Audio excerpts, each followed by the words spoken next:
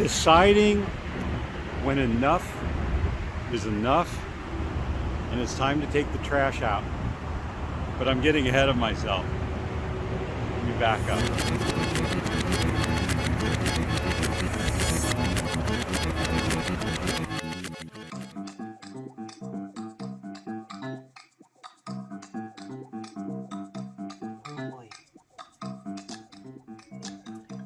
Noka oi.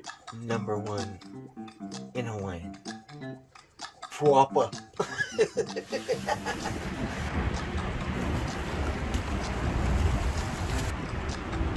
see, silence is not just about having quiet. Silence is about being able to hear what's going on inside so that you can decide where to go.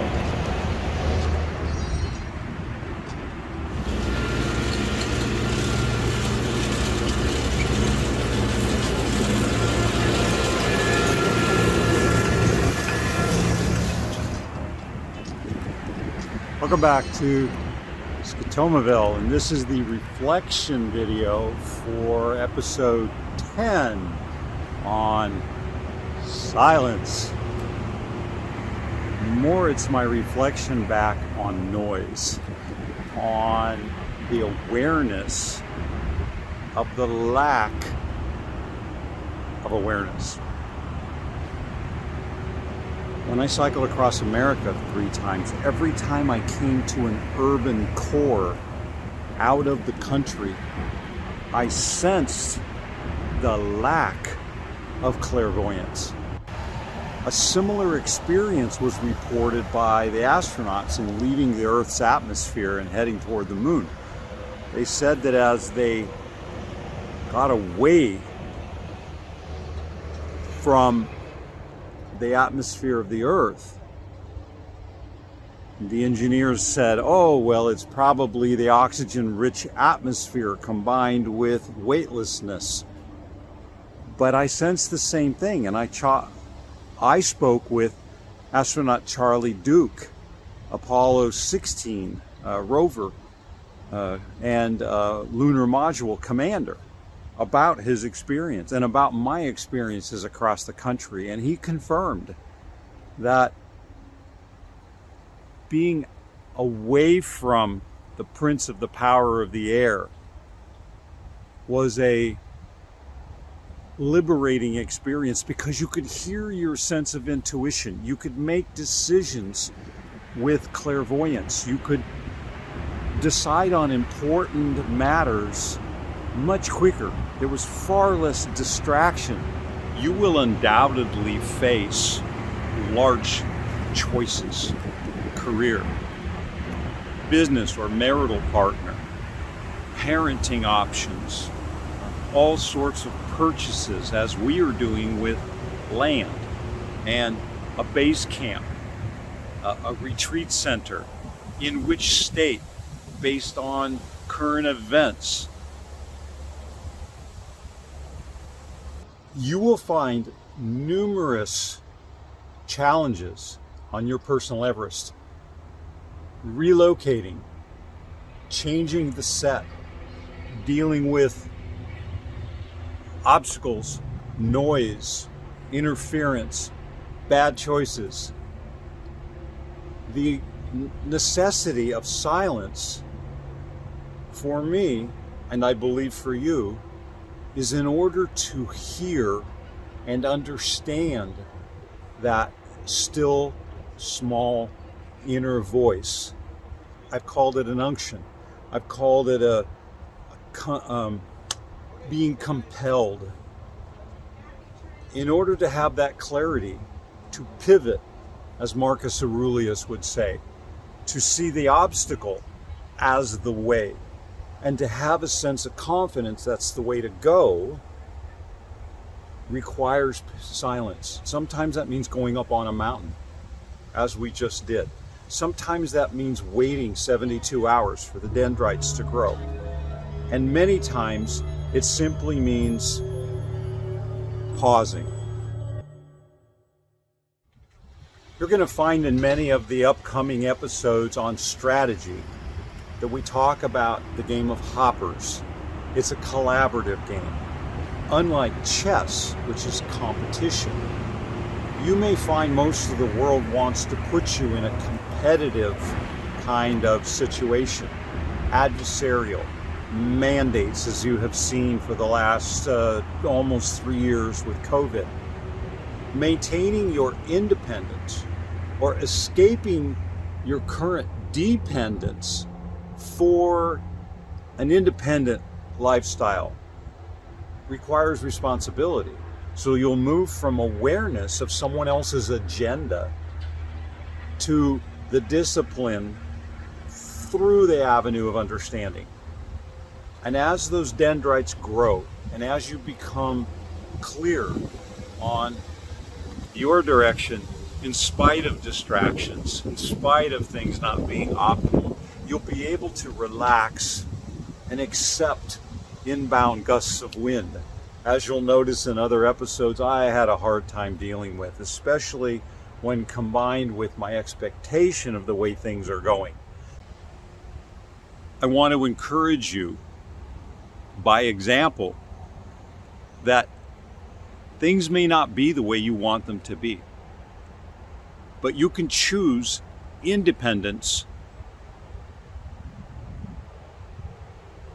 like a backpack, I guess, by taking on the responsibility of your choices and looking for those opportunities, finding whatever quiet that you need, whatever lack of distraction that you might be able to get, and then sometimes just pausing, taking the time for the dendrites to grow, trusting that there is more going on in the invisible world than you could possibly understand, coordinate, synchronize, and dance with.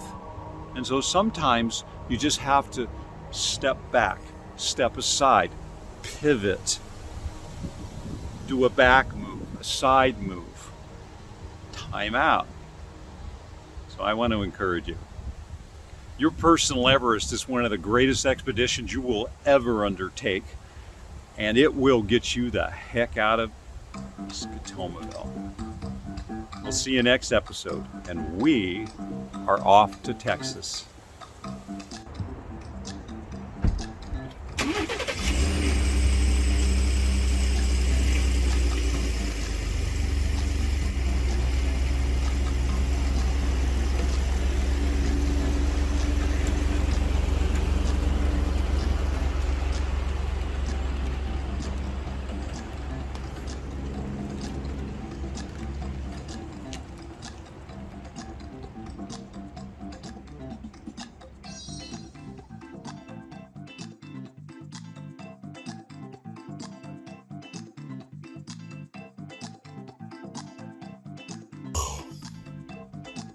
Oh my gosh, I literally have woken up to the sound of nothing. Oh my gosh. Nothing. The sound of nothing. How nice.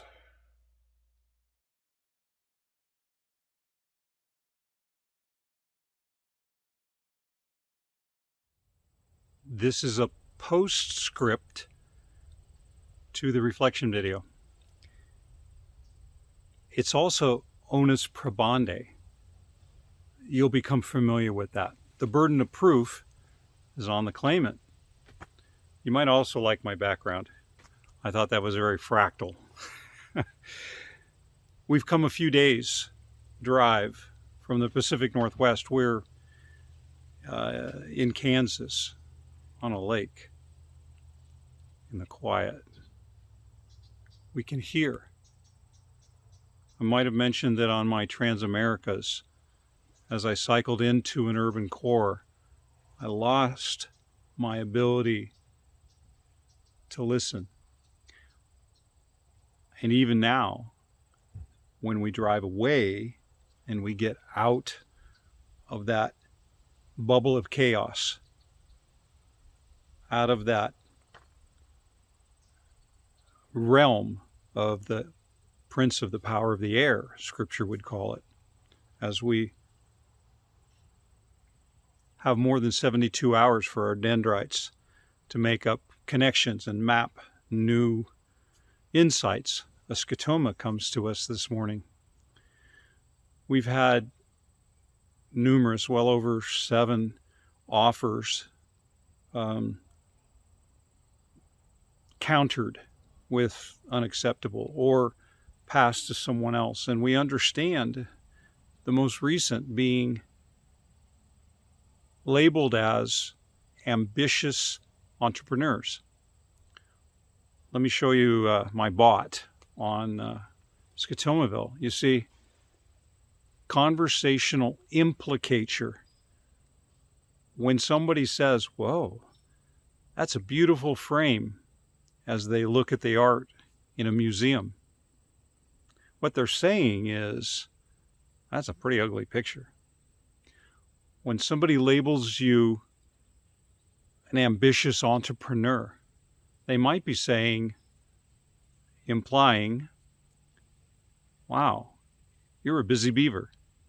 Or, I don't like noise, construction, development, people visiting. Don't bring your bubble into our part of the world. So acquiring homes or land or a place where you feel that you fit may present numerous challenges for you to overcome, as it has us. You may feel that you're not of this planet, or that there's just a disconnect you can't label. I'd really encourage you, take the time, go to where it's quiet, listen, look for the scotoma. Works with us, and we are the heck out of SCOTOMAVILLE.